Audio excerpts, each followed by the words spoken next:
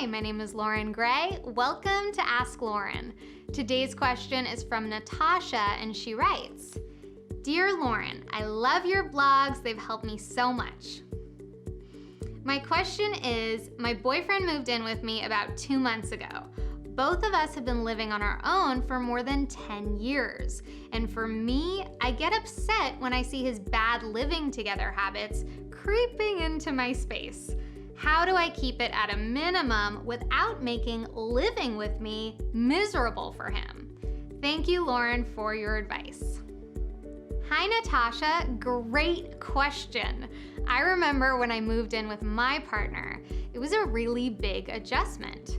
Going from living on your own, in your own space, doing things your own way, to living together is a big transition. And most couples go through some drama figuring it out. So now that you know this is totally normal, you are right on schedule, let's dive into a solution. You say you want to keep his bad living together habits at a minimum without having him be miserable with you. The answer lies in flipping the script. What kinds of opportunities, strategies, and options reveal themselves when we change the question from a negative to a positive? For example, instead of, how do I keep his bad habits at a minimum without having him being miserable with me? How about, how do I nurture good habits so that we both really enjoy living together? What can we start doing to make this relationship great? Flip the script from stop to start. Try flipping the script out loud and see how it feels. It's a subtle but extremely powerful shift in the way you approach both your relationship and your problem solving. If it's in the negative, how can I get him to stop blank?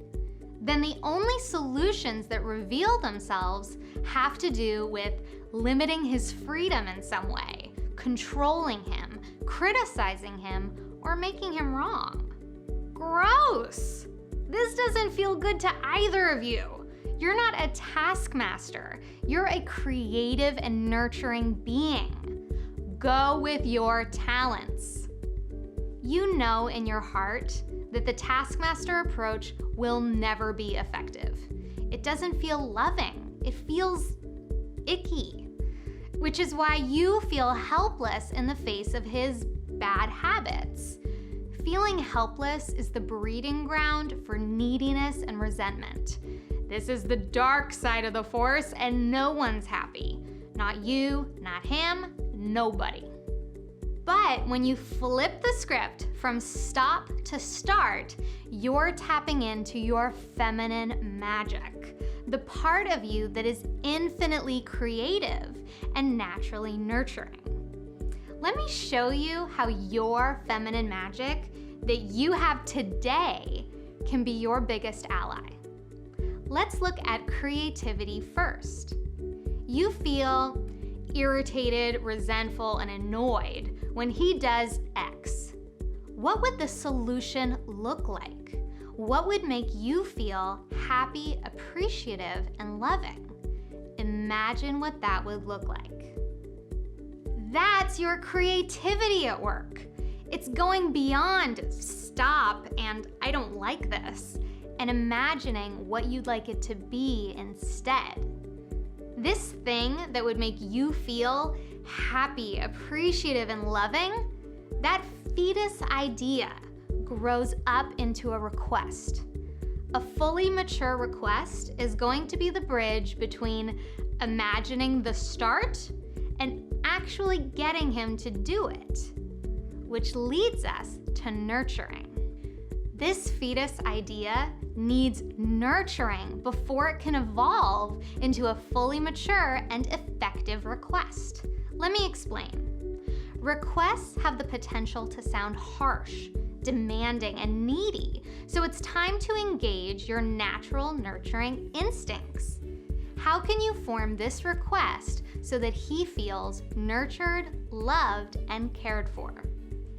There is a 200-page book inside me all about the art, science, and nuance of this, but for now, I'll say, follow your talents. You are a creative and nurturing being. Do that. Men really respond well to this particular feminine magic. The winning combination of creativity and nurturing sets him up for success. There is a way to genuinely enjoy living together, and this is the path forward. Read my blog to see me address 3 examples of common bad living together habits in both the taskmaster approach and the feminine magic approach. You can then reverse engineer how I do it and apply it to your situation. The more examples you can see, the more effective you can be in your relationship.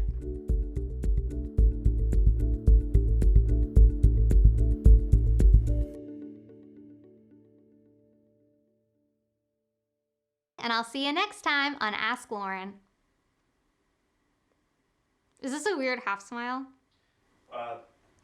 Your lips broke a little bit. Yeah. So it went no teeth, just the tiniest teeth, and teeth.